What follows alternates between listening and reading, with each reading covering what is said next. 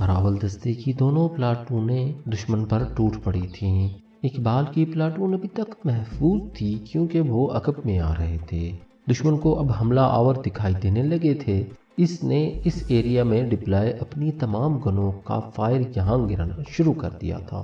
محفوظ اور مضبوط بنکروں میں اسلحے کے ڈھیر کے ساتھ موجود دشمن کے لیے یہ حملہ اتنا اچانک تھا کہ اس کے ہاتھ پاؤں پھول گئے۔ ان کے کمانڈروں کی وائرلیس پر مدد کے لیے جانے والی درخواستیں صاف سنائی دے رہی تھیں۔ بے پناہ فائرنگ کے باوجود وہ اپنے توپ خانے کی بیٹریوں سے مزید فائر مانگ رہے تھے۔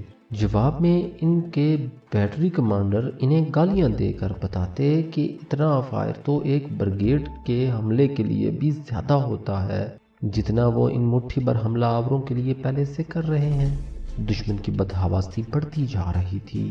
کیپٹن اقبال سے پلاٹون کمانڈر نے وائرلیس پر رابطہ کر کے رپورٹ مانگی۔ اس دوران کیپٹن اقبال نے دیکھ لیا تھا کہ دائیں طرف سے حملہ کرنے والی پلاٹون دشمن کی مشین گن فائرنگ کی زد میں آ گئی تھی اور 3 کمانڈوز یکے بعد دیگرے جام شہادت نوش کر چکے تھے۔ سر، ہم دائیں جانب سے آگے نہیں بڑھ سکتے۔ دشمن کا بنکر ہم سے صرف 3 گز دور رہ گیا ہے، لیکن بنکر تک جانے والا واحد راستہ مشین گنوں نے کور کر رکھا ہے۔ میں دوسری طرف سے حملہ کرتا ہوں۔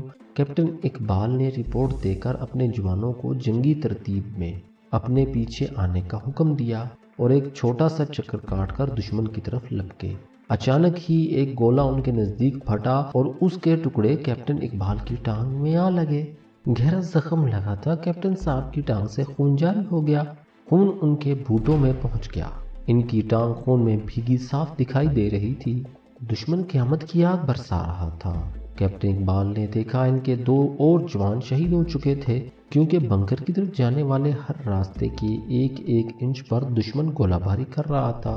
گرنے والے گولے کے ٹکڑوں نے شیر دل کپتان کی ٹانگ کو ایک طرح سے ناکارہ ہی کر دیا تھا، لیکن ان کی ایمانی قوت جسمانی کمزوری پر غالب آ گئی۔ کپتان صاحب نے للکار کر اپنے 4 جوانوں کا حوصلہ بڑھایا اور راکٹ لانچر اپنے کندھے پر لگائے 4 جوانوں کے ساتھ بنکر کی طرف بڑھنے لگے۔ وائرلیس میں اچانک زندگی نے جنم لیا۔ متفکر کمانڈنگ آفیسر کرنل عتیق امان ان سے صورتحال دریافت کر رہے تھے۔ سب اچھا ہے، ہم آگے بڑھ رہے ہیں۔ شدید زخم کی وجہ سے مسلسل بہنے والے خون نے شہید کی آواز میں نکاہت پیدا کر دی تھی۔ کمانڈنگ آفیسر کا دل دہل گیا تھا۔ اقبال، تمہاری آواز صاف نہیں آ رہی، تمہیں کچھ ہوا تو نہیں؟ اقبال، تم ٹھیک تو ہو؟ کرنل کی تشویش بڑھنے لگی تھی۔ سر، آپ بے فکر رہیں، میں بالکل ٹھیک ہوں۔ یہاں فائرنگ بہت زیادہ ہو رہی ہے، اس لیے آپ کو آواز صاف سنائی نہ دے رہی ہو۔ ہم آگے بڑھ رہے ہیں سر، کیپٹن اقبال نے کہا۔ ناظرین، اگر آپ اس طرح کی مزید ویڈیوز دیکھنا چاہتے ہیں تو چینل کو سبسکرائب کریں اور ساتھ میں موجود گھنٹی کے نشان کو دبا دیں تاکہ ہمارے آنے والی ویڈیوز آپ کو بر وقت ملتی رہیں۔ اور اگر آپ یہ سیریز مکمل دیکھنا چاہتے ہیں تو نیچے ڈسکرپشن میں دیے گئے لنک پر کلک کریں۔